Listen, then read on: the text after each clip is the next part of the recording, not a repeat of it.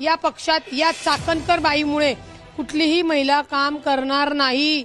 जे व्हिडिओ समोर येत आहेत अत्यंत घाण आहेत। नाशिकच्या भोंदू अशोक खरात प्रकरणानं राज्यभर खळबळ उडवली असतानाच आता या प्रकरणात एक मोठा आणि धक्कादायक ट्विस्ट समोर आलाय। अशोक खरात या तथाकथित भोंदू बाबाला अत्याचाराच्या गंभीर गुन्ह्यात अटक करण्यात आली असून बुवाबाजीच्या आडून महिलांचं शोषण केल्याचा आरोप त्याच्यावर करण्यात येतोय। या घटनेनं आधीच समाजमन हादरलं असताना आता या प्रकरणाला राजकीय वळण मिळताना दिसतंय। राष्ट्रवादी काँग्रेसच्या नेत्या आणि राज्य महिला आयोगाच्या अध्यक्षा रुपाली चाकणकर यांचा अशोक खरात सोबतचा व्हिडिओ आणि फोटो सोशल मीडियावर व्हायरल झाल्यानं वाद अधिकच पेटलाय।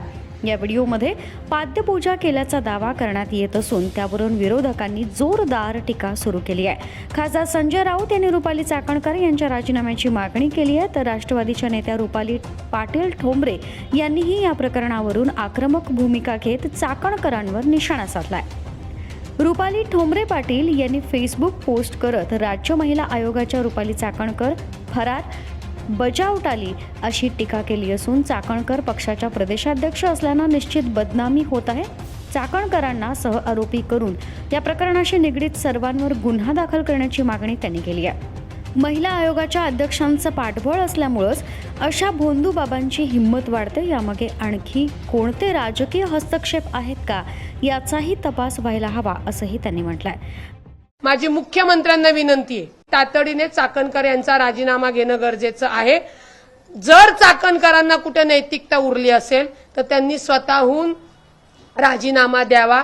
त्या पदावर असताना या प्रकरणाची चौकशी होणार नाही, हस्तक्षेप केला जाईल।